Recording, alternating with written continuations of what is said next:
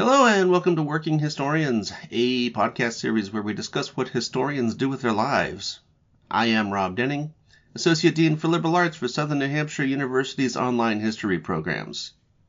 Today's episode is a recording of another event in the Southern New Hampshire University History Speaker Series, which brings together professional historians, students, faculty, and staff to talk about research projects, new publications, and history-related careers. At today's event, Karen Sieber will discuss her career as a public historian and historical consultant. Let's listen. Thank you all for coming today. My name is Rob Denning. I am the Associate Dean of Liberal Arts for Southern New Hampshire University's online undergrad and graduate history programs. And today I'm talking to Karen Sieber.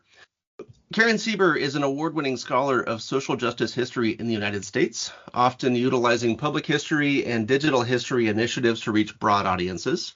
Specializing in labor history and Black history, she is best known as the creator of Visualizing the Red Summer, which is part of the AP African American Studies curriculum nationwide. In addition to appearing in television shows and documentaries like Tulsa 1921, An American Tragedy, her research has appeared in Smithsonian Magazine, Jacobin, MSN, The Conversation, Public Humanities, The Journal, and in the book Where Are the Workers? Labor Stories at Museums and Historic Sites. Her work has also been featured by the American Historical Association, National History Day, National Archives, National Council for Public History, and the Gilder Lehman Institute, among others, for its value in the classroom. Prior to earning degrees at UNC Chapel Hill, which is a bachelor's in urban history, Duke University, nonprofit management, and Loyola University Chicago, an MA in public history, to become a historian, Sieber worked for 15 years in management and strategic planning. Karen currently wears numerous hats. As a nonprofit consultant, she advises cultural heritage organizations on how to maximize their potential and build capacity. She also teaches graduate level courses in public history and digitization of history at Southern New Hampshire University. She'll be discussing today 3 projects that she's currently working on. One, building a networked database of the Black freedom seeking community in the 19th century Upper Midwest. Another project developing a series for TPT PBS related to America's 250th anniversary. And a third building exhibits related to the Pullman Porters. So Karen, to get us started here, there was a lot of talk there about you being a public historian. And so how do you define public historian? What is that role and what is it that you do? Yeah, I think especially for when I have new students coming into the classroom, it's often a term that's kind of hard to conceptualize because it's both a theory, it's how people engage with history, it's how the general public engages with history, and that can look like a lot of different things. But it's not just the way that they're engaging with historic films and and comic books and things that are part of their everyday culture, but it's also the way that trained historians that have gone through the same training that academic historians have gone through, the way that they're using new ways to mediate history for the public. And so they're still doing all of the same rigorous research and all of the same literature review and all of that background work, but a lot of it is in kind of then repackaging that for the public. And so public history can look like a lot of different things. It can look like museum exhibits, archives, historic sites, public programming, historic preservation, oral history, digital history. Now there's new worlds with AR and VR.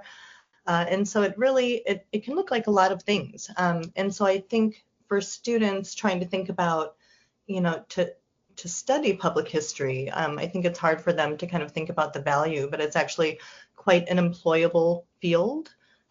You're learning not just about archival administration and organizing databases and things like metadata, but learning about historic preservation law, copyright law.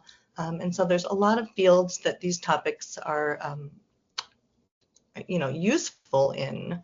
And so a lot of the training in the program are things that are applicable not just in this kind of public history, cultural history world, but in, nonprofits larger than that. So students are learning about budgeting and grant writing, and I think a lot of them are seeing how much, those that are coming from a different background, as I did before public history, I think they're finding that value in the work that they're bringing to the table of like, oh yeah, this is similar to what I've done here, or it's the same kind of skills that I've used here. And it's figuring out ways to get the public engaged. And it's not, the public is a very broad term. And so there's not one way or one method that works best. And it's figuring out how to have that historian's influence, but still make sure that that the public's voice is being heard, and that they're given an active, kind of mutually beneficial role in kind of the creation of local history. And so it kind of encompasses all of these things of how do we best preserve history for the next generations and then tell it to them. And we may come back to this a little bit later, but I'm curious, you mentioned in there a couple times that there's actual like public history programs. And so at SNHU, for example, we've got in the master's degree program, we have a concentration in public history, and there seems to be formal programs for public history. Now, I imagine, has public history always kind of been its own thing, or is it kind of did it develop out of more mainstream history programs? And because there's a difference in the primary audiences and the primary method of transmitting information, certainly. But is there what are your thoughts on the training process that goes into public historians? Is there how rigorous and how different is the training for public historians versus the standard history programs? Mm-hmm. So public history as a field kind of came to be for the most part, as a structured, organized thing with educational programs designed around it, kind of in the late 70s for the most part. There was a spattering of things going on before then. But that's the first time that you kind of see this push. And there's a lot of things going on in the years leading up to that. And so I think the bicentennial is a big part of that. You see a huge influx of historic house museums and historic preservation projects. The National Register is still kind of in its youth during that time period. And so I think that's kind of, when I think about kind of when things really amp up, that's really it. I think a lot of times academic historians sometimes have looked down upon public historians, thinking that it's less than or simplified, and it's, I think it's hard sometimes for public historians to show the value and the background work, because what you might be seeing is an exhibit that's taking this gigantic idea, 200 years of a town's history or something, and condensing it down into 6 panels and 1,000 words or something. And so you don't see all that background work and the research and all of the citations and all of the primary sources and all of that hard work that went into it. And so I think being able to kind of help the public understand what it is we do, the value of what we do, I think better aligning history and public history to the sciences. It's very much built in data. It's very much built in, I have a theory. What does the evidence say about this theory? And, being able to collect data and better understand, based on this data that we now have, X, Y, Z. And so I think kind of peeling back the curtain a little on the historian's role would be beneficial. And I think for public history programs, it's, most museums and historic sites are nonprofits. And so it's kind of like teaching. It's not necessarily always the most financially beneficial role. A lot of small town museums barely getting by. And so I think it's especially important to not just be a great historian or understand how to mediate the history for public, but to really bring to the table some of those other skills, strategic planning and business management and outreach and social media and fundraising and grant writing and policy and working with your local legislators to get money. I think it's, a lot of times building all of these other kind of business relationships around it and utilizing, building your capacity, not just around the history itself, because sometimes it's, you can have the most interesting history and story in the world, but you need donors, you need people coming into the museum, you need volunteers, you need the lights on. And so it's finding that balance. And so I think a good public history program not only is teaching you about, doing a literature review and being able to do proper citations and look through archival material, but and understand what scholars before you have said, but also, a good understanding of the public, a introspection and a curiosity about the world, and making sure that you're viewing history from a variety of different viewpoints. Before there was an official public history field, most of the museums and that kind of thing that existed were either built out of the sciences, like anthropology, specimens on display with simple labels, and a lot of it was adopted off of that, or it was really just upholding the stories of, powerful men in history. And so a lot of the more recent work is really towards community history and public history and that kind of thing. But it's a broad answer. I don't know if that answers your question. No, it does. But you've also brought up the point that there is kind of I don't know if you want to call it a schism. That's probably too much. But academic historians kind of viewing public historians as kind of a different group, looking down on them or not. I think there is a sense among a lot of history students that, if I can't get a job as a full-on history professor somewhere, I'll fall back on getting a museum job or something. But I think it's important to point out that public historians employ skills, the ones you've been talking about, networking, fundraising, all of that stuff that's the stuff you need to have for museum jobs, and that stuff you don't learn in a traditional research history program. And so oftentimes, and I think this is a cause of frustration for a lot of students, especially when they graduate, is they'll do the research history route and then try to look for a museum job, but the odds are against them because they don't have the training in those skills that the public history courses or programs teach them. And so it is good for students, I think, at the very beginning of their process, of their degree programs, to start figuring out, okay, where do I want to end up? Do I think I am going to want to go to the museum route? And if so, you need to redirect your efforts into those types of courses to learn the strategic management stuff, the business management stuff, fundraising and all that, because that stuff you will not learn in a traditional academic program, and that could be a problem for you later because you're going to be going up against other applicants who do have that stuff, and so you're going to be at a disadvantage if you don't have that stuff. So, and there's also a lot of industry standards that you don't think about, archival standards and laws and copyright laws and ethics, and so a lot of things that are kind of outside of the business world but not quite part of the history world too.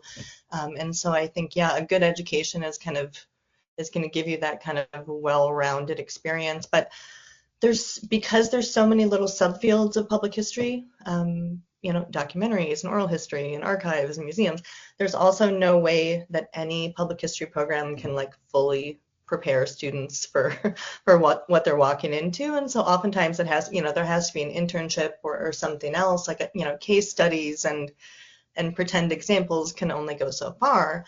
There's just so much variety in this field that, some people either choose to become a generalist and maybe they're good about a little bit of all of those things.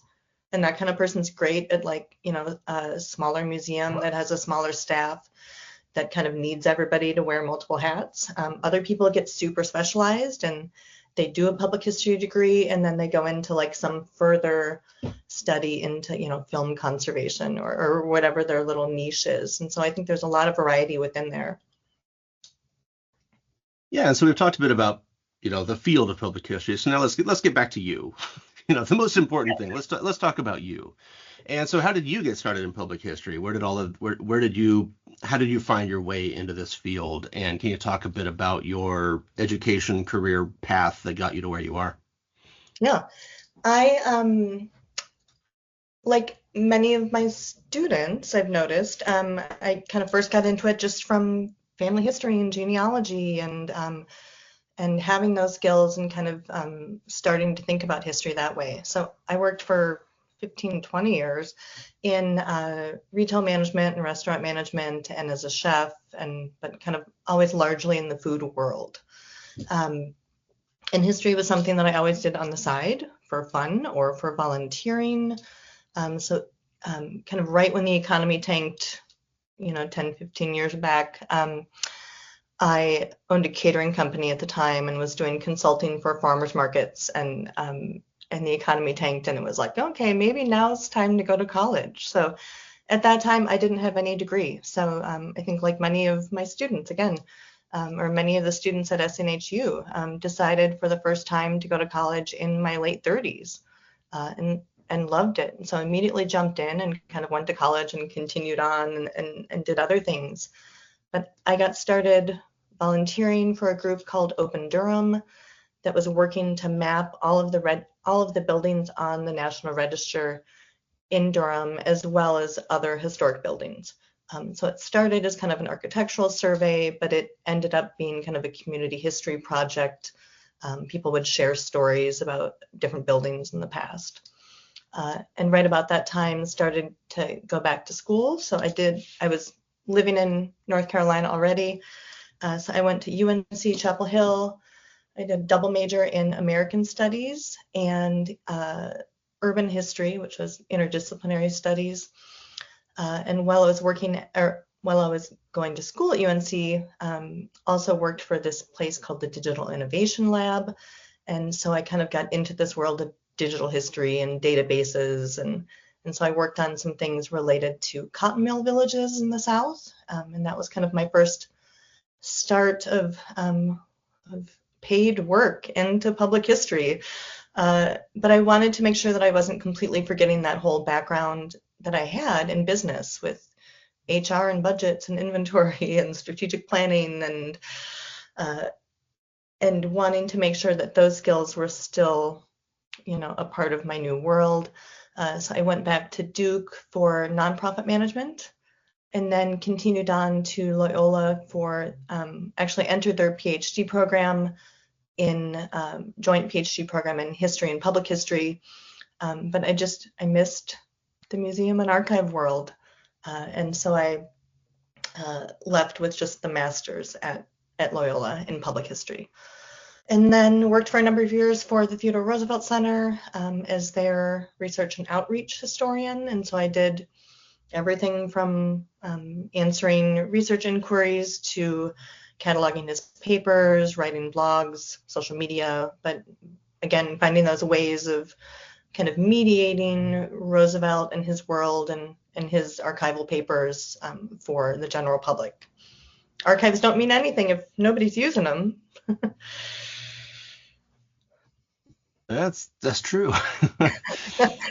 Sticking in a box and sitting on a shelf isn't doing any good to anybody. So Right, right. And so let's talk a little bit about the projects that you've worked on. Now, last time you and I talked on the podcast feed, you had just wrapped up, I believe, the project on visualizing the Red Summer, which we've got here. And so, can you tell us, just to recap a bit, what was this project and how did you get going on it? Yeah. And so it's actually, I think I finished in about 2014, 15. So it's been up a good 10 years now, I think. When I, again, was an adult student, I was an undergrad going back to school. I learned about the Red Summer for the first time, and I was pissed. I was angry that I grew up in Chicago, was never told that there was this massive race riot. Was never told, as an American student that there was dozens of race riots across the country that year. And when I went to go do research on it, there was a book that was written in the 1960s about it. There was a handful of articles about individual cities that had a riot or a lynching in 1919. But otherwise, there was not a lot out there. If you went to search for like digitized archival material online, there was a dozen items, 2 dozen items, really just not much. But I knew that there had to be more out there. So I spent a year traveling around the U.S. In my car with just a camera and a cell phone and a computer, and went to 22 different archival institutions around the country, and I tracked down all the material about the riots and lynchings that existed, digitized it myself on the fly, poorly, but digitized, and put that all up on the internet, thinking that maybe a handful of people would use it. And so the website includes, so by collecting all of this data from around the country about these acts of violence that occurred after World War I against African Americans, was able to identify some locations of violence that had not previously been reported. They were reported in the paper at the time in 1919, but in histories that when historians were talking about the events afterwards, new events. And so I just wanted to better understand the data. So I ended up building out a database of all of the different events of violence that summer. What were their instigating causes? How big were the mobs? Was anyone arrested? Was anyone killed? What kind of archival material exists about it? And so the website includes an interactive map, an interactive timeline, and then also an archive of 700 items that I've collected from around the country, newspaper articles, telegrams, photographs, coroner's reports, comics, poetry, art. And so it's different kind of ephemera from 1919, sometimes the same event, how it was portrayed in the white press versus the black press. And so over the years, it's kind of become something. And so last time you and I talked, I had a big thing that I was kind of working on, and I wasn't able to talk to you publicly about it. But I was, this was when we talked. It was 2020, start of COVID. So the anniversary of the Red Summer had just ended. I had just come off of a year of a lot of work around that. But then sadly, the Tulsa anniversary was coming up. And so right when I talked to you, was kind of building up for a lot of work to look at how these events were, similar to other events that were happening kind of throughout history. And so one of the two new things that I found after talking to you last time was that in 1919 still, so last time we talked, I was at University of Maine, and that year in 1919, there was a tarring and feathering of 2 students on campus at UMaine. And so I went down this whole research rabbit hole for most of COVID, tracking down more information about these events, as well as following this family.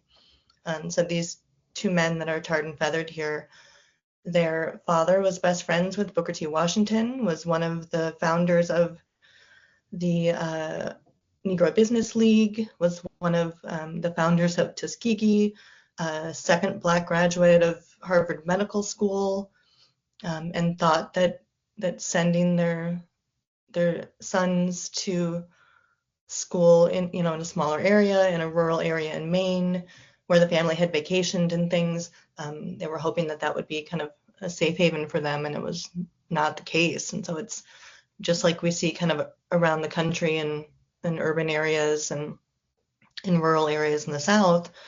Both of these men served in World War I in African American regiments, and came home and just did not receive the respect that they deserved. And so I spent a year kind of writing about this publicly and doing some more TV appearances and tracking down descendants, family members of theirs. I worked on designing a walking tour of campus with students that kind of used this tarring and feathering story, which is number 4 here, as one of the stops on the campus tour, because these boys were taken to the livestock pavilion on campus with horse halters around their neck and led to the livestock pavilion where they were tarred and feathered. But this was just one of numerous dark events on campus. And so there's 11 stops around campus that look at not just that, but things like campus ties to the field of eugenics at the start of the century. Things like how did low-income students survive during the Great Depression on campus? There was basically Hooverville kind of shanty towns on campus during the Great Depression. We look into the story of early female faculty members who were paid $0, scientific geniuses expected to teach for $0, but a bed to stay in and a lab to work in. Look at the field of look at student service members, veterans on campus, and their experience, kind of both trying to maintain their existence as students, but also serve their nation. So trying to use this story as an opportunity to think about other ways in which campuses in particular can be complex places. And Red Summer got picked up. That is now part of the African American AP curriculum. And so there's students in classrooms around the country that are using the interactive maps and timelines and thinking about the ways that African American soldiers in particular were attacked. It was part of National History Day curriculum. So it's really, I've had a good couple of years since we talked last time. But I had been keeping under the wraps that I had been working on a documentary with some folks from Smithsonian and CBS and Michael Eric Dyson and Carlos Hill and Mayor of Tulsa and some survivors of Tulsa. But got the chance to work on some real interesting projects during COVID, which really kind of kept me going. So one of the things that's kind of becoming apparent in your work here that may demonstrate a difference between public historians versus academic historians is that for public historians, these projects in a way are kind of constantly evolving and you're constantly doing updates to them. Whereas, I think a lot of folks kind of view historians, especially academic historians, as, maybe you'll do a bunch of research, you'll write a book, you publish the book, and then you just go move on to something else. And maybe that something else might be in the same field, but you're not really going to go back and revise the existing book. I mean, maybe, if it's a textbook, sure, there will be updates and all that. But or something, sure, most people don't go back and revise monographs and expand on them and build. But with public historians, like with the Visualizing the Red Summer, kind of leading to all these additional things, it's kind of, it's something that you have to maintain and it's something that you go back to and you expand on it and you continue to develop it, you continue to fine tune it. And so I think that is kind of, I don't know if you've really encountered that as kind of a difference between academic and research historian, or academic and public historians. But that really seems to be kind of the case, is that you're setting up these permanent repositories of information, and you're constantly updating it, and so that creates kind of a different way to approach the work. And it's I call it my rogue archive. So it's normally this kind of thing would be done with normally the institutions would have been willing to talk about these stories and donate their materials, and normally there'd be this consortium of contributing archives, and it would be this multiple year, multi-million-dollar project and everything. No, this was like me and a phone on a road trip for $3,000, and so I pay all of the domain fees and all of the upkeep and everything. So normally there would, if it was created by an institution, it would be open to grant funding and that kind of thing, but it would also have other limitations as far as what it could get away with, and so I like kind of having that control to be able to go back in and add new material, because history is constantly evolving, especially the more things that we digitize and the more things that are available, and the better that, data visualizations and OCR and other things get. It helps us do our job better. And so I think, as I'll talk about later, I don't think any history is set in stone. There's always new details to discover. Yeah, and so we can see kind of your projects. You can see kind of an evolution of your projects here, from the Red Summer to Tulsa, with some stops along the way, like the Clio tour, that kind of thing. So, what else have you been working on? Where is this going to take you? So I am in Minnesota these days, and in town here, there's a house called the Justice Ramsey House. For those that are joining us in person, I have a photo up on the screen. It's a cute little tiny cottage, little limestone cottage, little pink trim. It's just cute as can be. It for 150, 67, 165, 70 years, sat directly butted up against another building. You can kind of see in the top center photo here, and was kind of one of the earliest territorial buildings that we still had left standing in town. So it was one of the oldest standing buildings in town, built in 1853. And it was on the National Register, but was recently torn down after a long fight, protest from neighbors to have it saved. The owner of the property, so it now sat on kind of like a bar, a back patio of a bar, and for years it was used to kind of as an extra bar space to serve beer out of on the back patio. For years it was an antique store, so it served all of these different purposes.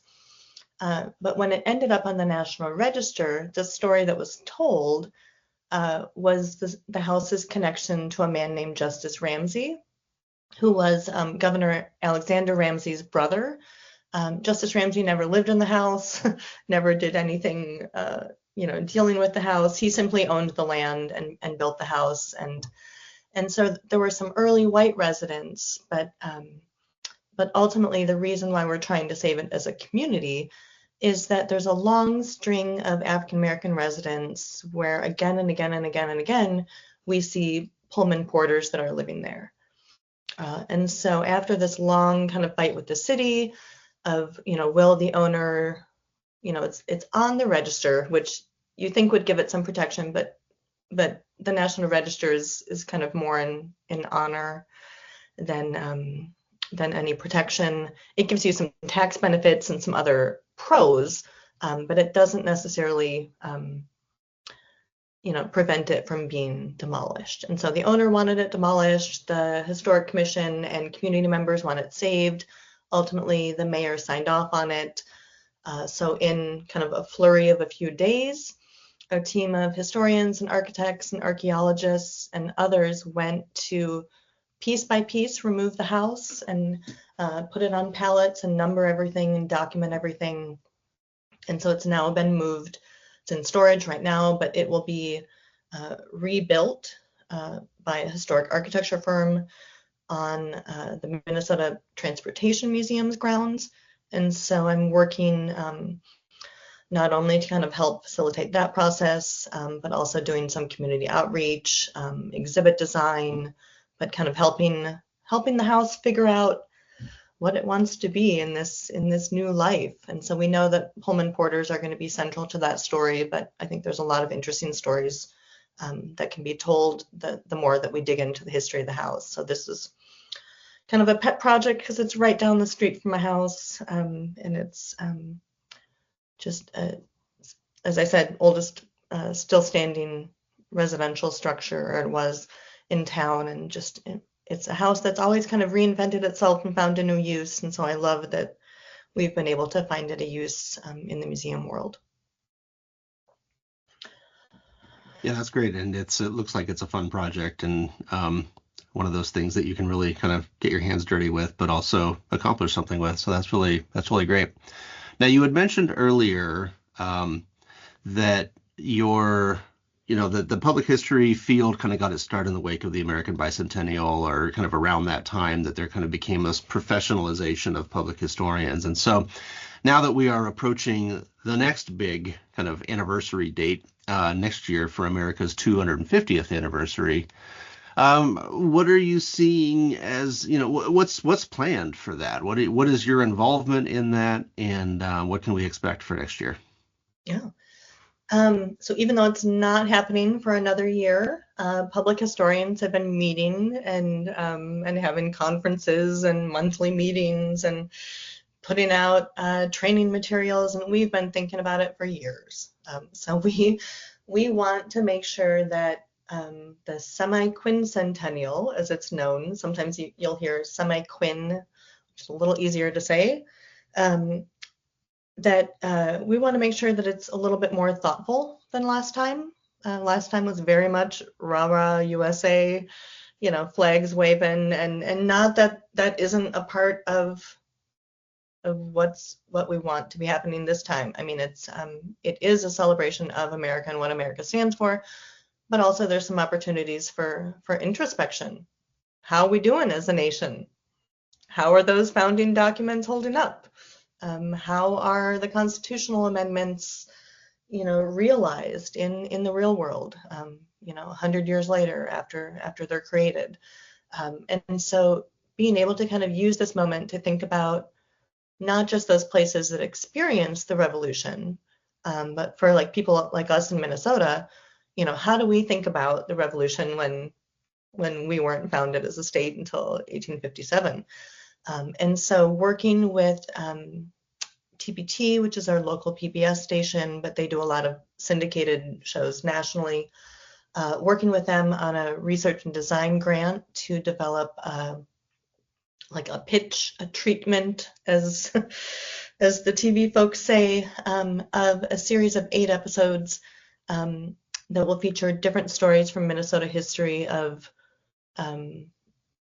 people who have started little mini revolutions or taken their case to court, or written impassioned letters to the editor, but finding evidence in the archival record of ways that people here in Minnesota have demanded equality and have thought about freedom, have thought about land, have thought about what they want the next 250 to look like. As you said earlier, thinking about their civic engagement and that kind of thing. And so, I'm working on this here in Minnesota, but there's across the nation, states are developing local councils. Sometimes it's through the State Historical Society. Sometimes it's through state archives or state museums. Sometimes through the governor's office. Every state's a little different. But there's a managing council that's kind of trying to convene folks, nationwide, to make sure that we're using this as an opportunity to really kind of be introspective as a nation and think about what's next. And it's a good time to be doing it. Yeah, I was just thinking that this is, given our current kind of political turmoil that we find ourselves in, and kind of a lot of competing visions for what is America going to look like, in the wake of, Trump's reelection and all of that.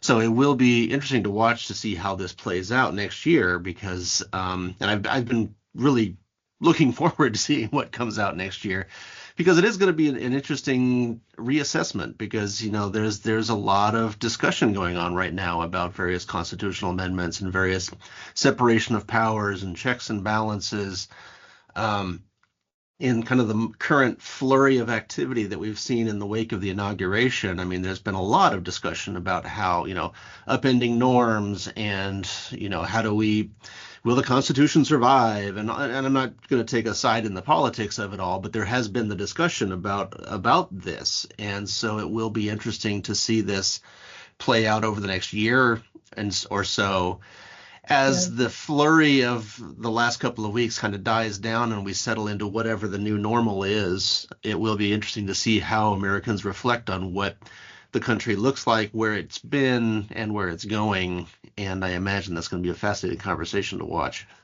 A lot of conversations about statues coming up. I can guarantee. I don't know if you've heard Yeah. about the plans for 50 statues or whatever it is. So,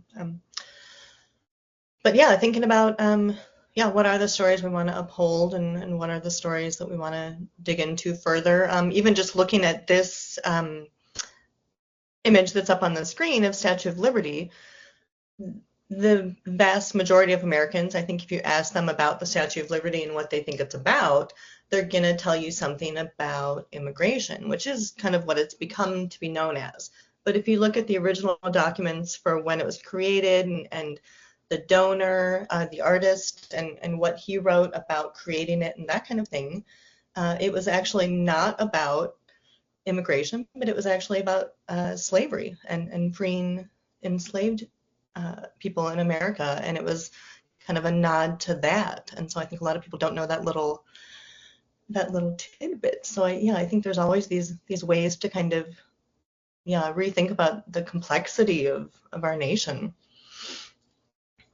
Yeah, and I imagine there will be its fair share of controversy, because I think about the bicentennial in 1976 was one thing, but I just think about the effort a year or two ago for the 1776 project, and to kind of think about kind of wide scale efforts to address American history and how controversial that was. And so I imagine this is going to be quite a show to watch. It's going to be kind of chaotic, I think. I think you're around the same age as me, and so I was I was born in 77, so I was, I always think I'm conceived during the bicentennial. And so I didn't get to experience it, and I've seen images and I've read about it as a historian, but I'm both looking forward and terrified to to how we're going to celebrate as a nation coming forward, but excited to dig into it regardless. Agreed. The privilege, So, yeah.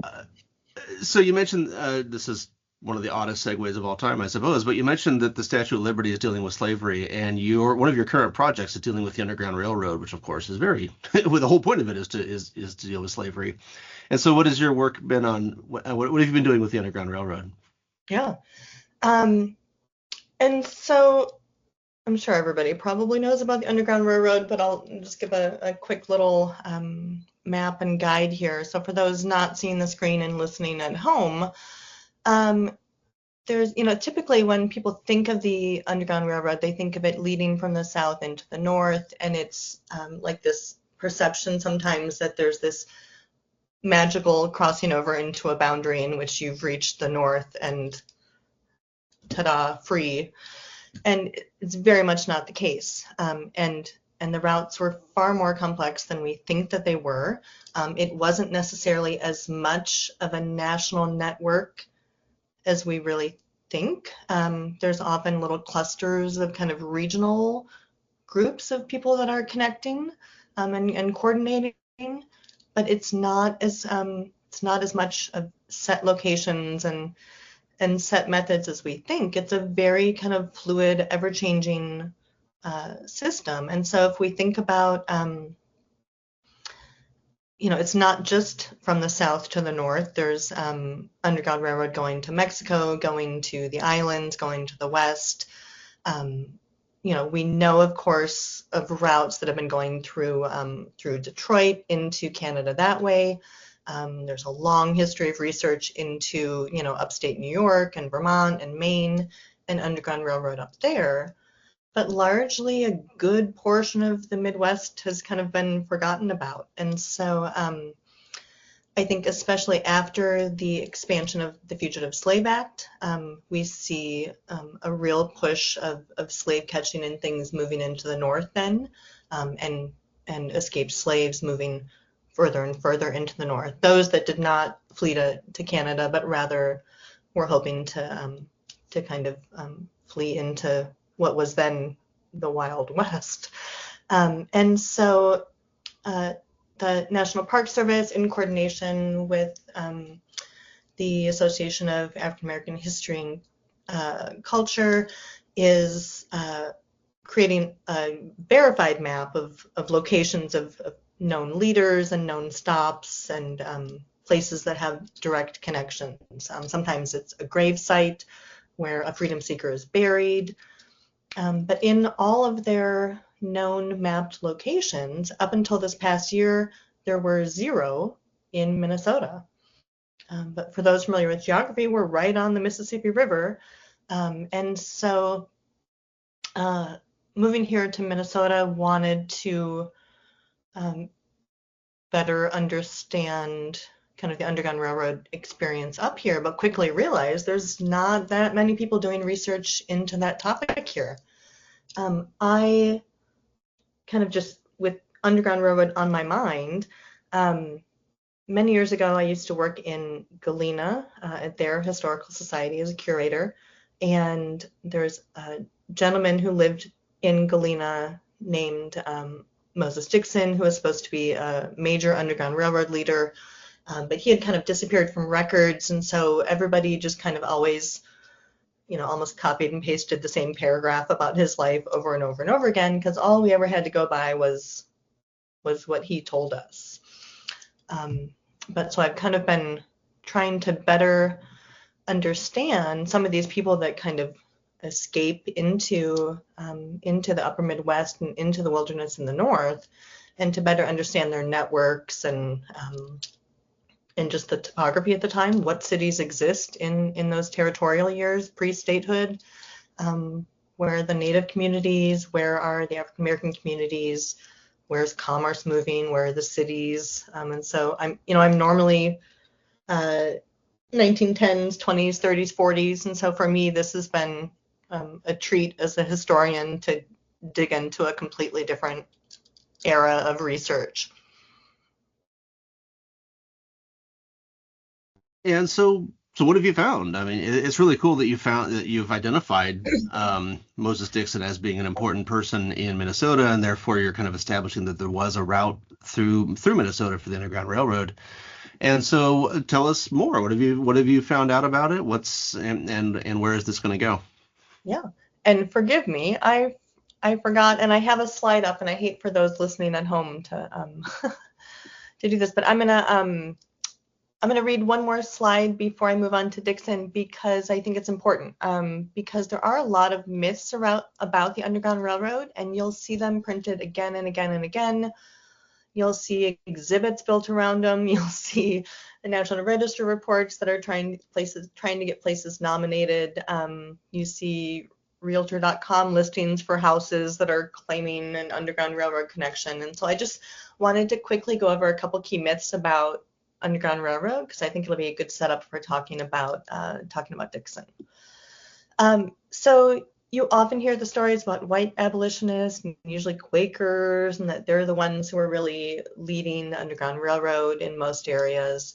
And a lot of that is based on the fact that the first kind of big book about the Underground Railroad was written by a white author that was featuring primarily white stories, and a lot of them were abolitionists and working for the cause and that kind of thing. But a lot of that research has kind of been questioned in the years since.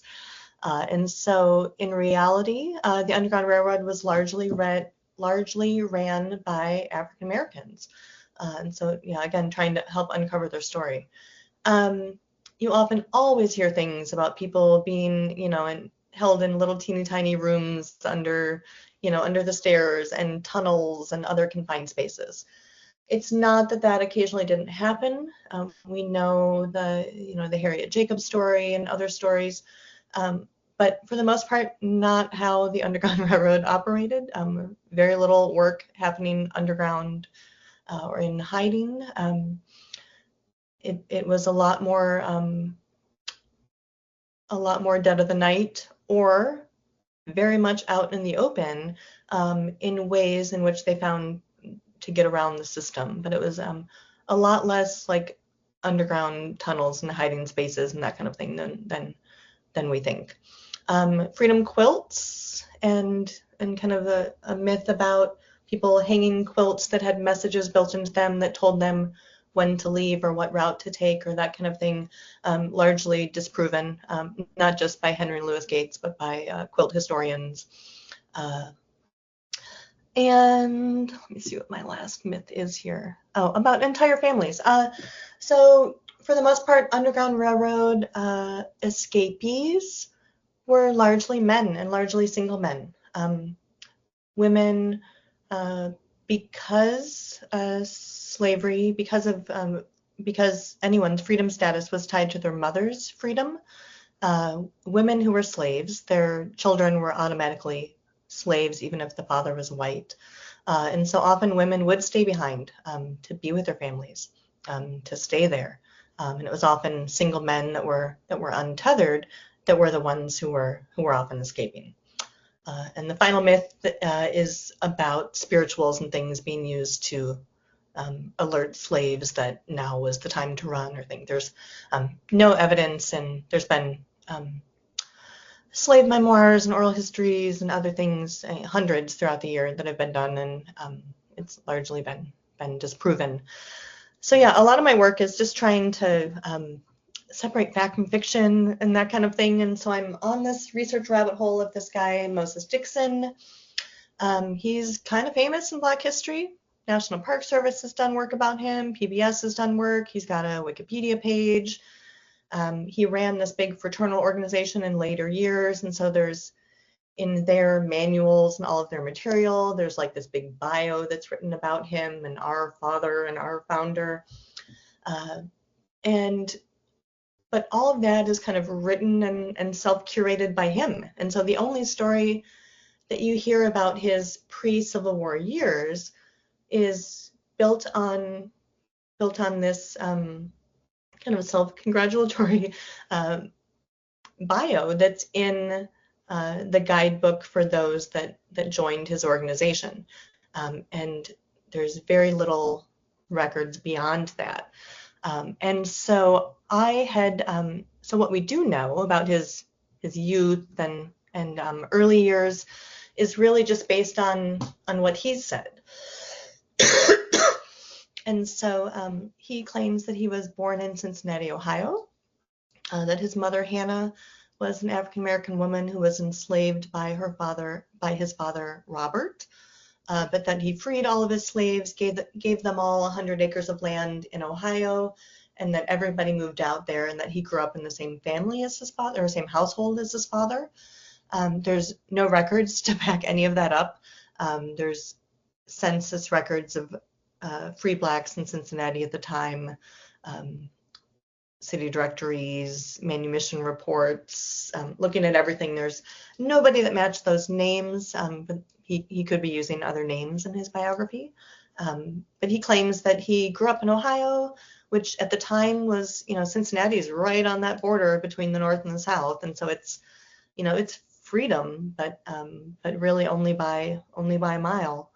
And so Cincinnati is very much a place of race riots. There's riots in 29 and 36, 41, kind of every couple of years throughout his childhood. And so this is the world that he's growing up in, race riots and black laws and that kind of thing, and ends up both of his parents die, and as a teen he ends up getting work on steamboats and traveling all throughout the South and kind of seeing firsthand some of these atrocities.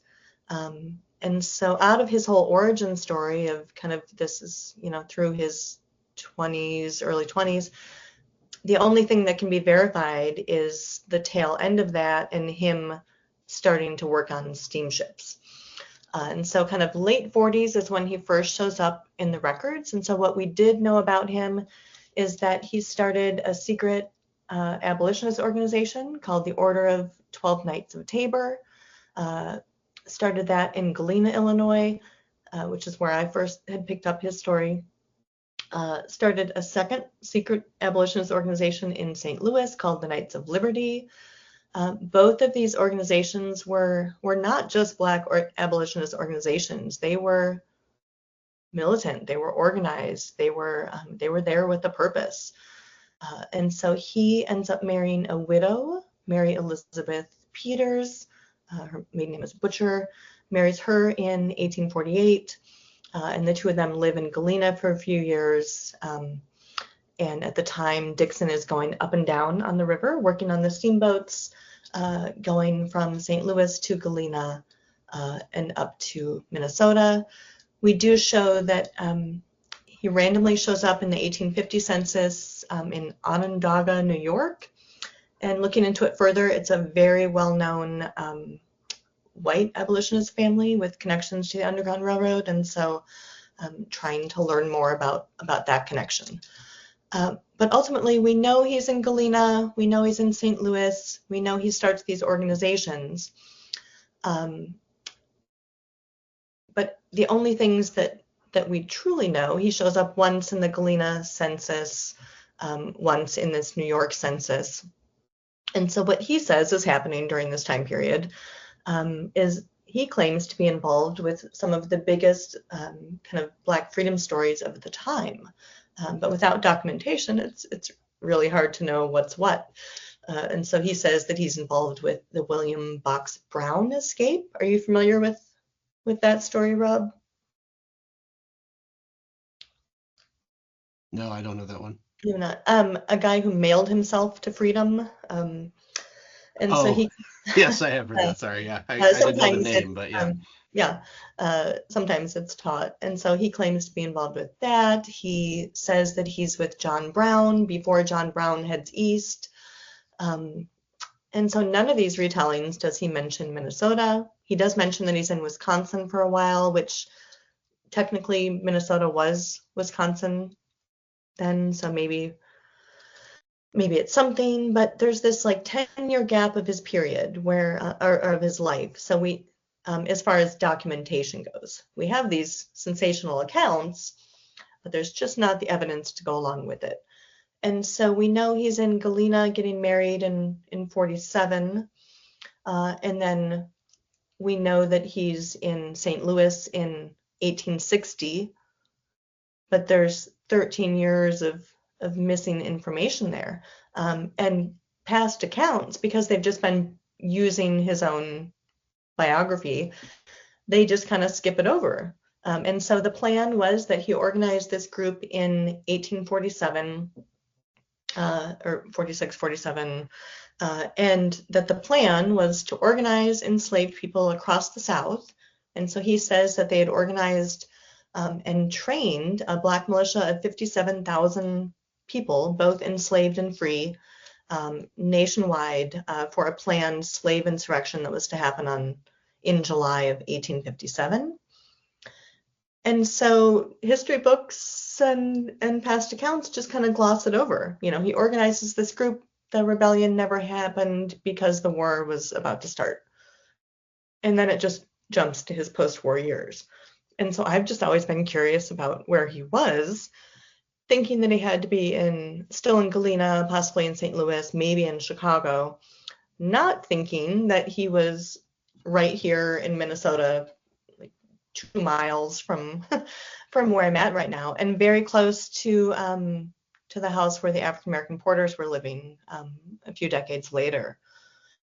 And so I end up uncovering just a whole slew of evidence that past historians have not dug into before. Excuse me. And so now trying to kind of dig into what his world was like in St. Paul. This is 1850s, so Minnesota is not a state. St. Paul is very much a territorial town. It's kind of built on the outskirts of Fort Snelling, and kind of started as kind of a fort history, and then because of its placement along the river and lumber and other kind of commerce starting to move through the region, it was this kind of strategic location. But nobody ever thought that the Underground Railroad came up here this far. And so trying to understand, one, to make sure, is it this Moses Dickson? You know, I've found this person in the records, but can I verify it's that Moses Dickson? And by piecing together evidence from kind of a variety of different angles, was able to do that. So I found his wife first, Mary Dickson. She's listed here. They spelled Dickson with an E-N. And so had I not tried a variety of different spelling variations in the records, Don't think that I would have come across it, but you see her with the right age, born in Missouri, and above her, he's not listed as Moses, it's just M. And so I think that could be one reason why it's missed in the records, but him with the right date and born in Ohio. And so this is in 57 here in Minnesota. But then knowing that I found him here, then it was like a mission to find more details. And so ended up finding some records of an attack against Dickson that happened in a restaurant that Dickson owned, and it went into this whole court case, and the governor was involved, and the man who attacked Dickson ended up getting off for it later, had went to jail, and then later got pardoned by the governor and let out, or territorial governor, and let out. And all of the white jury members ended up writing a letter of support towards Dickson. So it's just this very complex world that he's living in. Not quite the race laws that that exist in the South, but still some complexity. He's at least able to own a business, but there's definitely limitations as far as him owning land or other things. And so he owns 2 different businesses, an eating saloon and a restaurant. But we know that he returns to the barbering trade. So that work that he started on the steamboats kind of gets back to that. And he's working as a barber at the Winslow House Hotel and the Fuller House Hotel. But there's also evidence that he was the first kind of unofficial teacher for Black students in town in 1857. And then we also know that living with him during these same years is a man named John Rapier, who goes on to be a famous Black Civil War surgeon. And Rapier comes from a very famous family in Black history that had connections to Reconstruction era politics and other things. And so he's kind of living in this complex kind of early territorial Black world in St. Paul. But things are definitely not perfect. So this is a letter that he wrote to the editor of the Minnesota Weekly Times. And it's in relation both to the Dred Scott case as well as to some recent decisions in Minnesota about whether African Americans were considered citizens as it related to them being able to own land. And so he wrote this impassioned letter to the paper that was then reprinted elsewhere. But he's calling out these officials. He's calling out the Supreme Court justices, who are themselves many slave owners or former slave owners in the Supreme Court during that time period.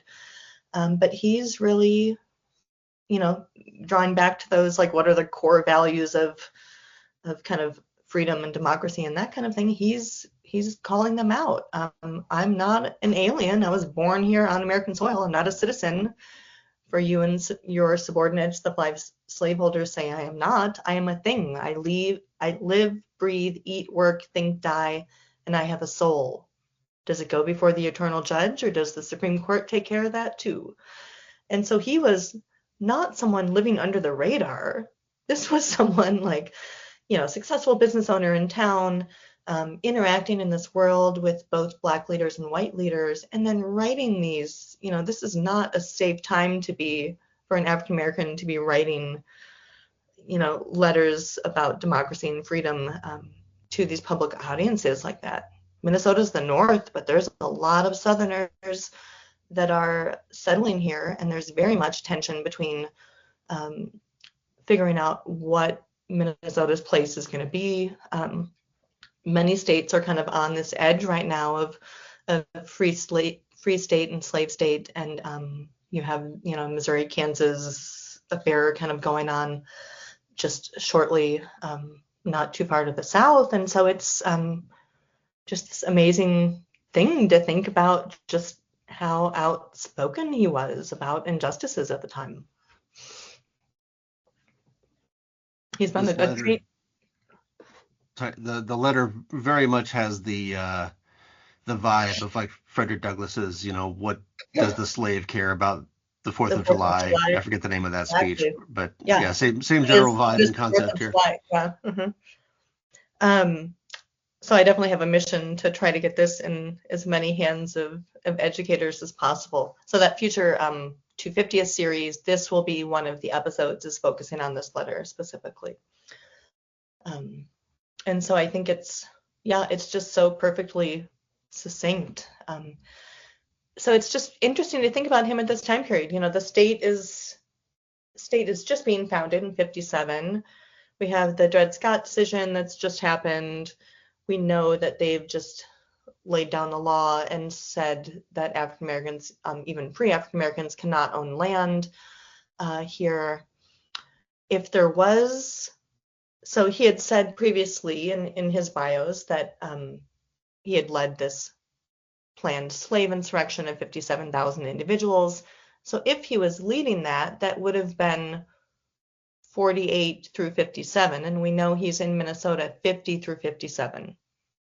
So if the story is to be trusted that there was a planned slave insurrection, and we know that a lot of the men that he says that that he was involved with in these secret organizations that he founded, a lot of them are showing up in the records next to him. So, you know, there's part of me that's like, it's too sensational of a story to be true, and maybe it's exaggerated some or that kind of thing. But the more and more evidence that I come across looking into this Black community, it really is making me think that there's maybe a little bit something there, or at least enough to kind of rethink what Dickson's presence here in Minnesota means. What does that mean for our understanding of the Underground Railroad, of the Mississippi River at the time?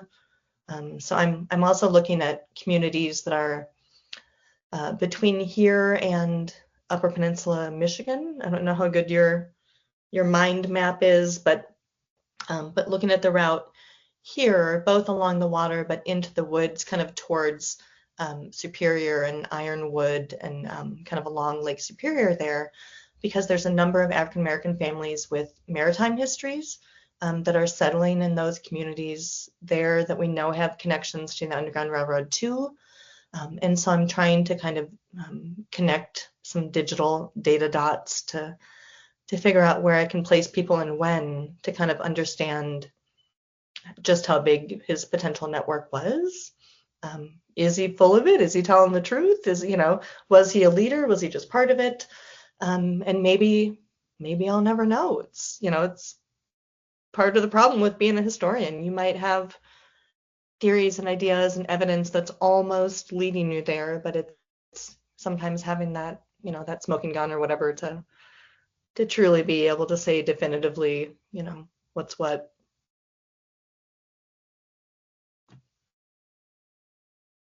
Yeah, this really demonstrates not necessarily anything exclusive to public history, but just kind of the cool thing that historians do, where it really is piecing together a puzzle based on little scraps of information. That's the way historians operate with projects like this, where it's there may not be much out there, but you do a whole lot of digging, you spend a whole lot of time doing a whole lot of background reading and just a lot of scrolling through newspapers, and with the hopes that you find something, and then you eventually find little tidbits here and there, and you piece it together, and you try to figure out what happened between those events. And that's one of the things that makes history fun, is trying to figure out where was this guy for so long. And what, I mean, in a way, this guy was kind of hiding in plain sight, even though I don't think he was really hiding. It's just historians just haven't noticed him there. And so there's a historiographical significance here because you're contributing to what we collectively know about the topic, but you're doing it through kind of piecing together all these little things, and that's fascinating.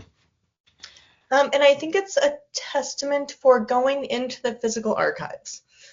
So one of the classes I teach at SNHU is that digitization of history class. And as you know, we just recently went through a redesign of that class and kind of thinking about how to update it for these times. And, I think as historians, and I do it as well, that you do a search, and if there's nothing out there, you're like, well, nothing out there. And I think it's there's so much great material that's still like hiding away in boxes and folders, and some of it's been accessioned and some of it hasn't been. But if digital resources are great and digital archives are great, but less than 10% of historical material out there has been digitized. And so really last semester in digitization of history, in talking to students, 2/3 had never been to a real archive. And so even for them to think about what an archive is or what a collection is or how it comes together, or you know, had never worked with a finding aid or that kind of thing, because you're not thinking about the collection as a whole, or kind of those original items. It's like all of these individually digitized items are showing up kind of on their own with other results in the digital archive, and you're kind of losing the context of kind of how it came to be, and that original, the rows and rows of boxes that exist that are just waiting for people to dig into them. And so big proponent for heading into the archives. So like many African Americans, thankfully Dickson's record is better after the Civil War. Documentation of Black life in general before the Civil War is not fantastic, even for free individuals, lesser so for enslaved individuals. But we know that at least 1860 or so, he's showing up in records again. So he's living with his wife in St. Louis in a boarding house, but I've done some research. It's kind of a boarding house for well-to-do people, well-to-do African Americans. So they're living back in St. Louis. His daughter's born in 60 or 61.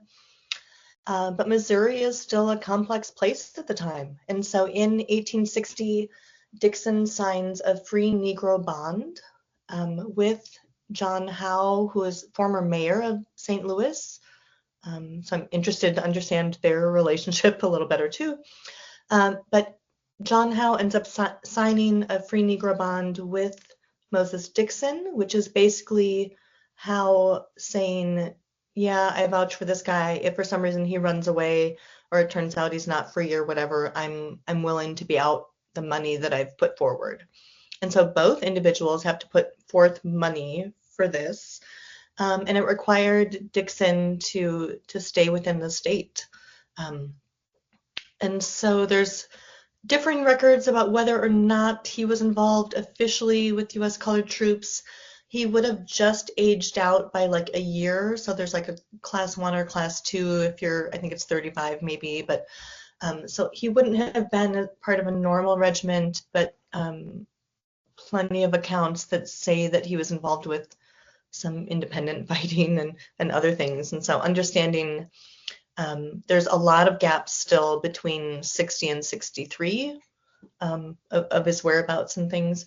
There is some evidence, though, that he's doing some work with the Freedmen's Bureau at the time, and I'll talk a little more about that in a second. But we know that he's, St. Louis in general is very much a position of Black power at the time. And so we know that Dickson kind of rises in power in, there's an African-American branch of the Masons called Prince Hall Masons. So we know that Dickson becomes a Grand Master of the Prince Hall Masons at the time, and he's responsible for the Missouri Senate or jurisdiction or whatever they call their regional organization. And so he is traveling throughout kind of the Midwest and Plains states, Iowa, Minnesota, Nebraska, opening other lodges for African American Freemasons. And so he comes back to Minnesota in 66. He opens a lodge here. This is very much like their white counterpart, an opportunity for advancement, an opportunity for power. For African Americans, very much a place of organizing and thinking about things like civil rights. And so if you look at, there's been 300 years of Prince Hall Masonry in the US now. It started in the Revolutionary time period, but throughout the years, it's like W.E.B. Du Bois and Booker T. Washington were both members, which those two didn't agree on anything. A. Philip Randolph, who famously led the Pullman Porters later, he was a Prince Hall Mason. Thurgood Marshall, Medgar Evers, Julian Bond. A number of significant Black leaders over time have have been part of this masonry group that Dickson was a leader with. So we know he's doing that. He's opening churches and schools with the Freedmen's Bureau. Many of those are being bombed by the KKK and others who are angry that there's new schools and churches and things opening up in the South. And so many of these projects that he's working on end up getting destroyed by fire within a week or two after they're developed. Dickson's own home is burnt down to the ground. But we know that there's other things that are more sustaining too. So he opens the HBCU Lincoln University, opens it with a number of other U.S. colored troop members. It still exists today. This is a statue from on campus for those watching the screen of two of the U.S. colored troop members. And so he kind of has his arms in a little bit of everything. He's a Reconstruction era politician. He's an elector at large for Grant. He starts the Missouri Equal Rights League. He is a representative on the Colored Men's Executive Committee, which had like every state had a representative that would go to meet every year. He was also a delegate at every Republican state convention in Missouri between 1864 and 1878. And in the new research, again, kept on finding new details about him. He was consul in the Seychelles in 1873. And so this is the same period that we know a lot of his colleagues and friends in his St. Louis circles, like John Milton Turner, are also doing a lot of work related to Liberia and other kind of other considerations about starting Black settlements in kind of a second wave of the Return to Africa movement. And so he's very complex, well-connected individual. He's still preaching at the time. He also starts, he had started these other kind of organizations, but they were very much under the radar and meant to be secretive. So after the war, he starts a very public kind of fraternal organization for African Americans known as the Order of 12 Knights and Daughters of Tabor, sometimes just called the Knights of Tabor, or the International Order of 12, one or the other. They were huge. There was over 100,000 members, different chapters all throughout the South as well as overseas. They did a lot of community work, a lot of social justice work. They did, helped schools, helped hospitals, did insurance benefits and burial benefits, and helped families struggling in need. But they also had a lot of structure that was very similar to kind of the Masonic world, costumes and heraldry and that kind of thing. He was also helping the ex-thrusters, and so for those African Americans that had still remained in the South after the war, sharecropping and working in other fields, there was a big exodus in the late 1870s, heading to the north and to the west. There was economic issues and environmental issues and a bunch of things that spurred it. But most of those people were coming up the rivers, either from the south or from the east, meeting at St. Louis. And so St. Louis became kind of this like Ellis Island of sorts for formerly enslaved individuals from the south heading elsewhere towards the end of the century there. So he's one of the two leaders kind of helping organize fundraising and benefits, and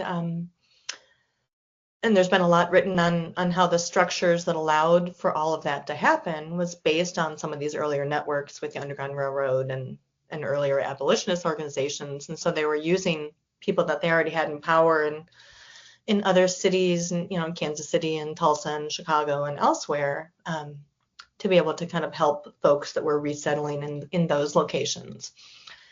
And so just this amazingly complex person, whether, with what's known and what's not known, just endlessly interesting. His wife, who was super active in everything that was going on, she died in 1891. Never before reported, but in my recent research discovered that there was a second wife, and nobody's ever written about her before. So he marries a very young woman, 40, 50 years his junior. In 1895, they're barely married a year or two, end up separating and then divorced a few years later, with him claiming spousal abuse. And so it's a story that I'd like to know more about, but family members and others that I've talked to, it's not a person they're familiar with, and she kind of disappears from the records too. But it's just been this endless rabbit hole, and I'm barely, Moses is just tip of the iceberg. He's one person in God knows how many that could be, involved in this. So Looking at the sources that you have here, did you find that in a German I newsletter? did, yeah. Newspaper? German. It's the only reason I know that she exists. I don't leave anything unturned. Wow, nice. German language newspapers in St. Louis, as well as some in. So Mary, his wife, her father was a German stonemason in St. Genevieve, Missouri. Or more, he was probably like from Alsace-Lorraine, or it's kind of, is he French, is he German? Not quite sure, records disagree. And so she grew up, her mother was enslaved and her father was German, but she continued to have a lot of connections to the German community. Also think that she likely spoke French. He might also have spoken French at the time, which here in Minnesota would have come in useful as well. All of which demonstrates the usefulness of openness to other languages for historians, because Exactly. it opens up a whole new area of his life because of this one foreign language source. Interesting. The earlier story I was talking about with the Courtney brothers who were tarred and feathered, the only way that I was able to track down descendants was through a Spanish language will.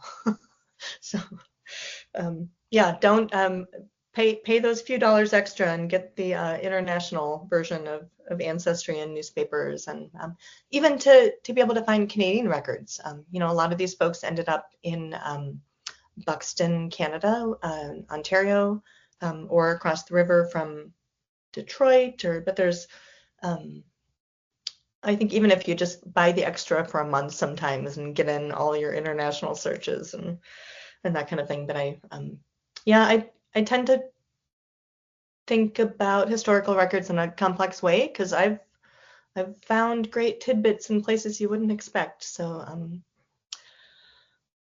don't make any assumptions and look once in the obvious place, and if there's nothing, move on. That there's always more worth digging for.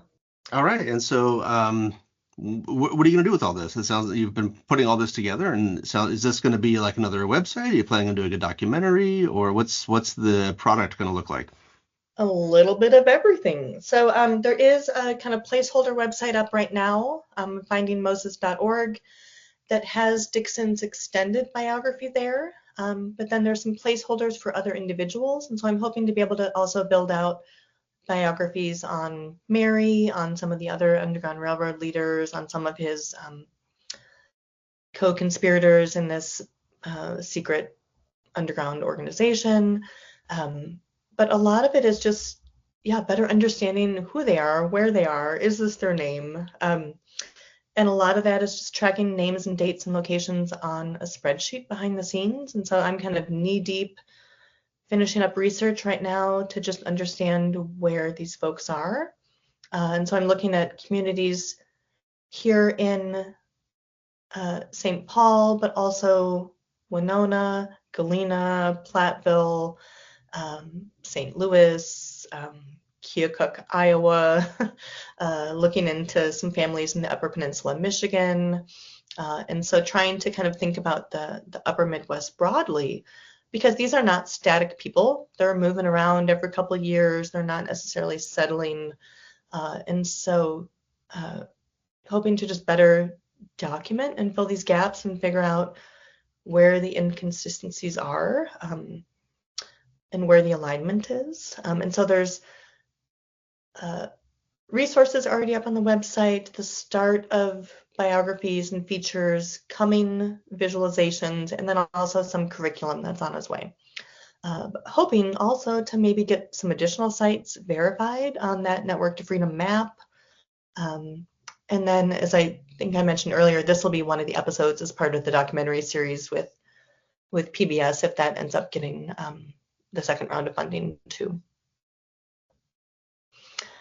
Very cool. For right now, though, it's at least so I do have funding coming in from Minnesota Historical Society, State Historical Society of Iowa, Minnesota Humanities Center, and a couple other sources to kind of help expand what we understand about this region and support this project. So it's helping.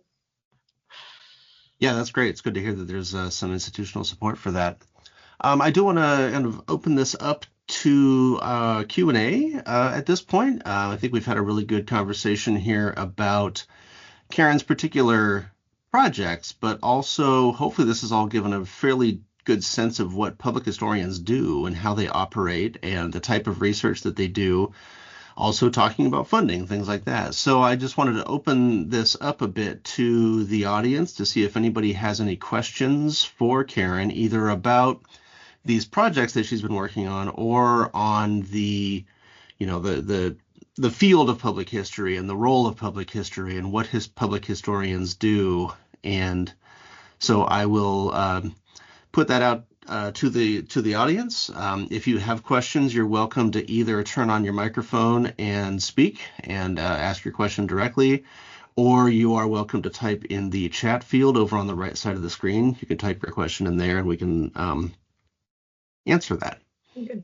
Oh, hi, good afternoon. I really enjoyed your presentation, Ms. Sieber. It was very informative and enlightening.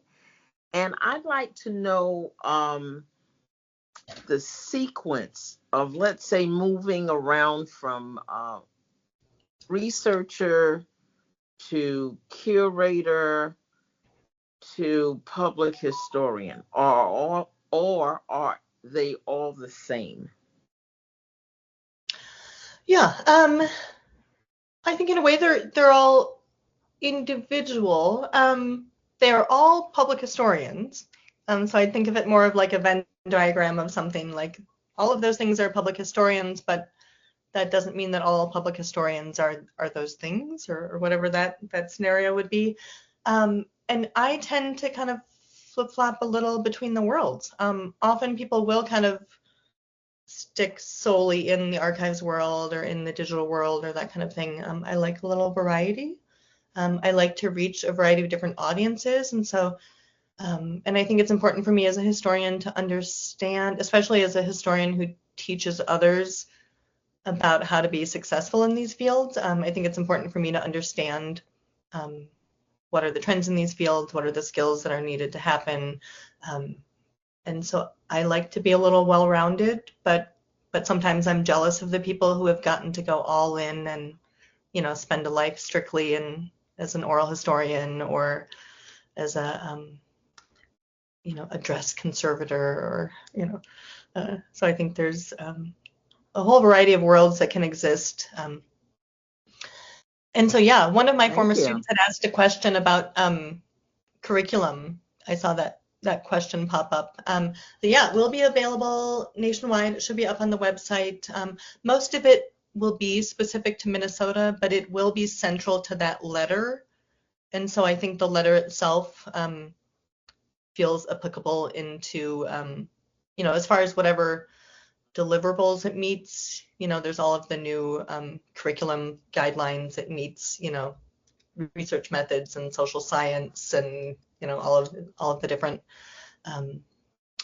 required checkoffs. And so I think it'll be something that, even though it is a little Minnesota specific, it should be applicable to educators elsewhere.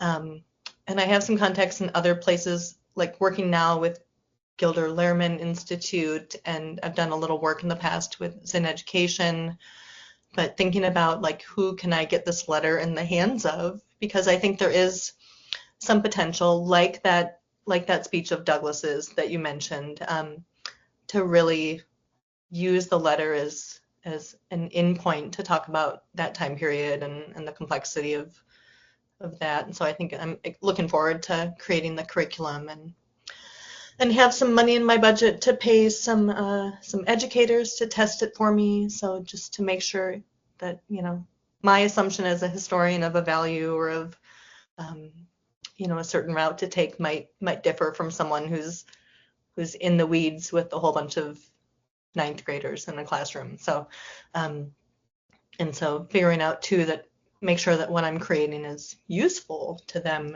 and to them and students. So I see 3 former students logged in right now of mine. I'm wondering if maybe one of them wanted to talk about anything. Was there anything that you found particularly helpful or useful in your public history course or in your digitization of history course, or are you thinking about skills that you already have that you can bring into the mix? So one of my students, Alice Bull, is going to join she's been in Ireland using kind of some of the archival stuff that she's been learning. We're doing a bit of a mixed bag over here for my internship. We've had students that we were teaching, and the program is centered around archaeology, but it is meant as public history, very much so, and involving the community and bringing the town's history to them. So part of what we've been doing is we went in and we found this early medieval church site that has not been touched, and it had been overgrown and had not been used since the Victorian times, and it's just an absolute wreck. So we went in there with the students and we cleaned it all up.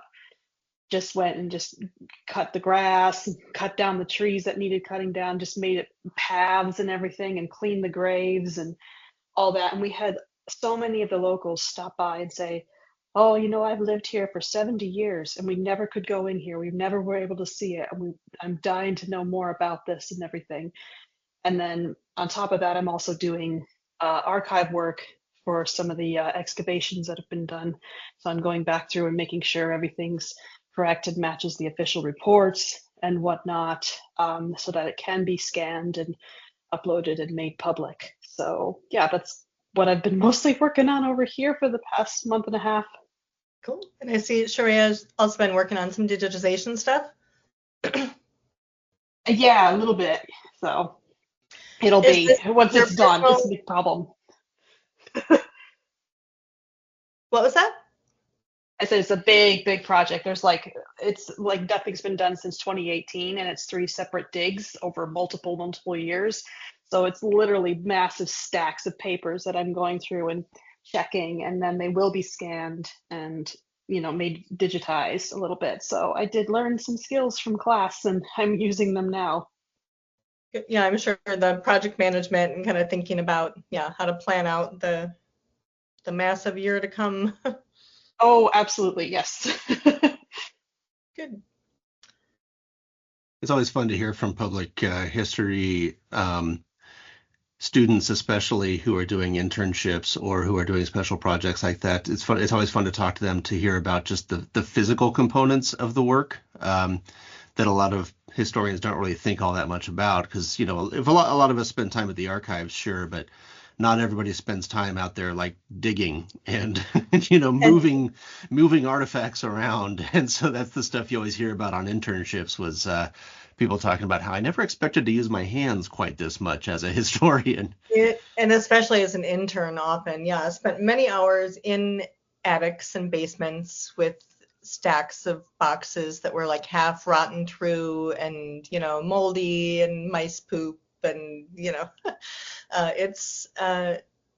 but thank God for the people that are storing that kind of stuff in their attics and basements, and so figuring out a way to, often sometimes you're just handed a mess of a whole bunch of papers. It's never been organized in any sort of way, and it's kind of making sense out of it and figuring out how others might want to use it. A lot of the stuff that the students learn in class is kind of how to prioritize. Are you trying to digitize the things that are the most in danger of being lost? Are you trying to digitize the things that are requested the most often?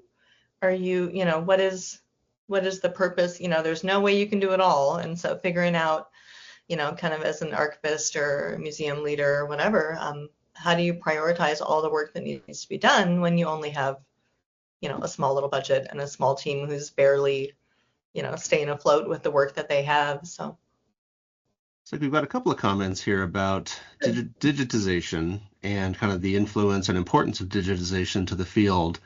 And I agree, and it's going to be more important as time goes on, as we digitize more documents and all of that, with the caveat that you mentioned before that, it's the majority of historical sources have never been digitized. And the odds are we probably never will get to the point where the majority of them are digitized, just because there's so much stuff is stored in smaller places that just doesn't have the budget to do digitization or the interest, or in some cases it's people, I'm sure, just get overwhelmed looking at this massive pile of stuff and saying, I don't even want to think about having to do all the metadata and all of that stuff as I digitize it. So I imagine some folks are just overwhelmed by the idea. So it's hugely important, but it's going to be an issue. It's not going to solve all of our historians' problems. It's because we're never going to get to the point where everything is digitized. Yep. Yeah, rather daunting for sure. Yeah, sometimes it's just kind of being able to focus on the task at hand and whatever collection you're focusing on, and because there is going to be no way to do it all, and a lot of the class, is thinking about the ethics of curation and that kind of thing. Just because I say this collection is important and needs to be digitized, is that necessarily what the community would say or what other historians would say, or that kind of thing? And so there's somewhat of a responsibility among people that are deciding, what buildings get saved, what buildings get lost, what papers get saved, what money gets put towards what projects, what stories get upheld. And so it's there's no good answers, and we get better and better at it with every generation and every new crop of students entering the field, but it's always going to be a complex situation. There's always going to be stories that are untold from the perspective of just not enough room and space and time and money to tell all the stories, not enough, attention span of the public to tell all the stories. So it's figuring out how do we support history when there's just increasingly more and more and more of it. It's never going to get smaller. And so how do we deal with this ever-changing complex world and changing audiences and changing methods of sharing the history? So. And that's going to be fueling historians for as long as there are historians, and hopefully that will be a very long time. All right, well, I think we can wrap this up. I wanted to thank everybody for joining us here today. This is actually the last event in what I'm thinking of as the first series or the first season of the History Speaker events. I am planning another series or season, whatever you want to call it, probably starting in the summer-ish. So we're going to take a few months off. But I want to thank everybody for coming to join us here today. Thank you, Karen, for coming to talk to me today. It was a lot of fun. Thank you to all the other speakers that have joined us over the last 10 or 12 months. And it's been a pleasure, and we will spread the word again in all of our various venues when we are ready to launch the next season. So keep an eye out for that, everybody. And we will be in touch. So again, thank you everybody here in the room, and thank you, Karen. Thank you so much for having me. Thanks for attending. Yeah, great. Yeah, take care, everybody. And thank you all for listening. If you have any questions or comments about this podcast or any of our other podcasts, please write to workinghistorians@gmail.com. This episode appears on the Working Historians podcast feed, and you can subscribe to that feed on any podcast app, including Google Podcasts, Apple Podcasts, Stitcher, Podbean, Amazon Music, Pandora, wherever else you prefer. That way you won't miss any episodes, and you'll continue to hear about all the other cool stuff that historians do with their lives. As always, this podcast does not represent the views of Southern New Hampshire University. For Karen Sieber, I'm Rob Denning. Be good to yourselves and each other.